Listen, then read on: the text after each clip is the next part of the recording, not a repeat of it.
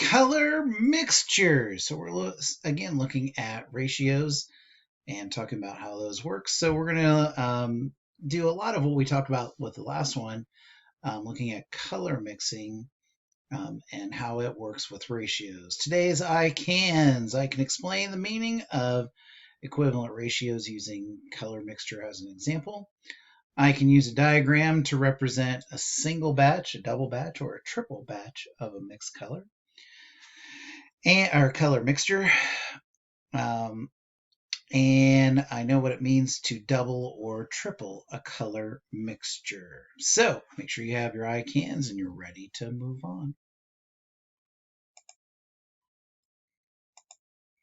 So first thing we're going to do is we're going to talk about turning green.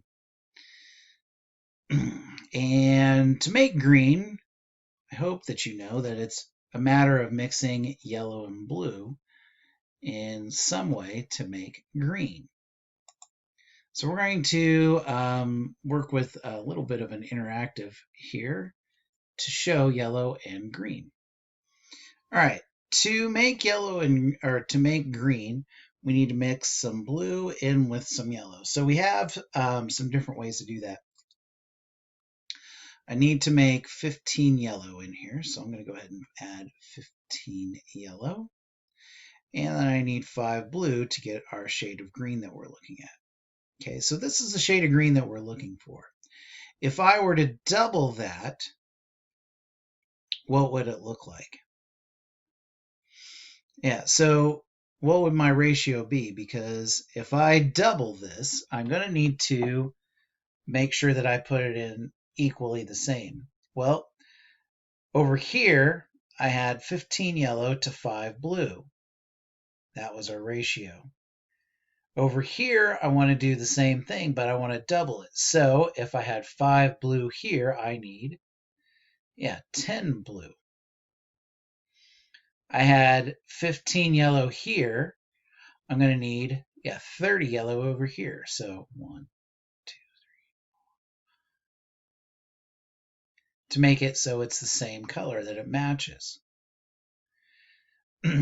For me to make sure that I've got the same colors, could I, instead of doing 5 to 15, could I do something smaller? Yeah, actually, couldn't I take and divide both of these numbers by 5? In other words, 1 blue to 5 yellow. Yeah, they match. The colors match. And why do they match? Well, they don't match with the amount, but the ratios match. So we have the same colors. Like when we were talking about recipes, just because you double, triple, quadruple, whatever the amount that you have, if the ratio is the same, it's going to turn out the same. Okay. What if I do something a little different? Let's say let's do 10 yellow to 10 blue. Oops, hang on.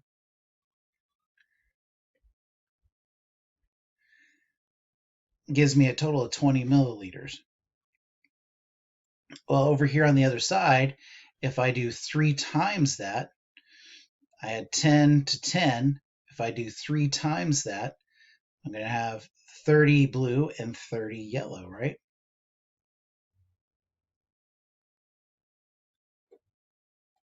There's 30 blue. Notice how I've only got 20 in here, and notice how the color is not the same. Even when I add 5 more, it's pretty close, but because the ratios aren't the same, they don't look exactly the same. But once I make that ratio the same, they look exactly the same.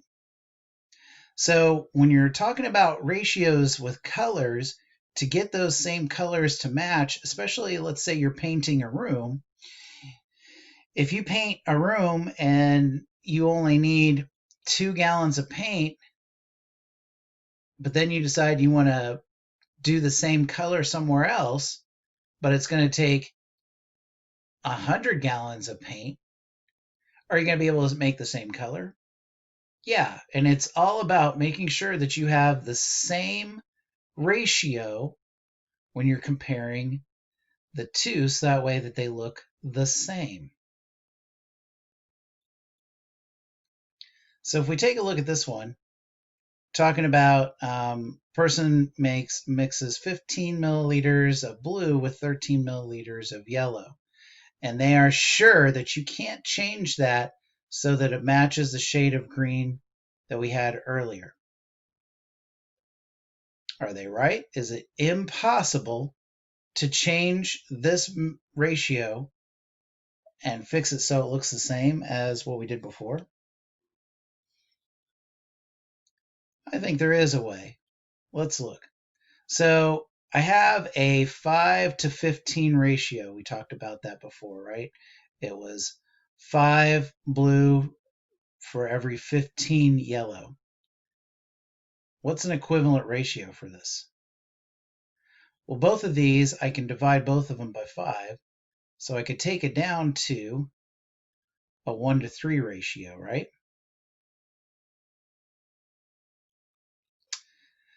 So for every 1 blue, I need 3 times as much yellow. Well, if I know that I have 17 here, how could I find out what I should have to make it the correct shade? What am I going to put here for the yellow? I'm going to need to add more yellow to it, right? And really what I need to do is I need to take this 17 and think about it. For every 5 blue, I had 15 yellow. For every one of those blue, I had 3 yellows. So if I've got 17 blue here, I need 3 times that in yellow. So I need to take the 17 times the 3.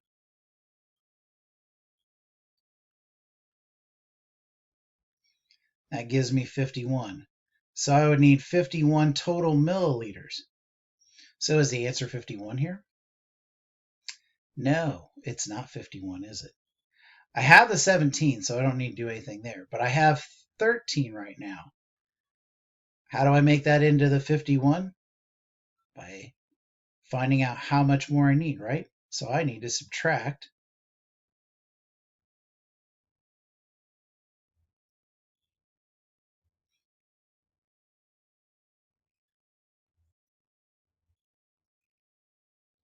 So if I add 38 milliliters of yellow to this 17 to 13 ratio, will it end up matching this? Yeah, because it's going to be that same ratio of 1 milliliter of the blue to 3 of the yellow.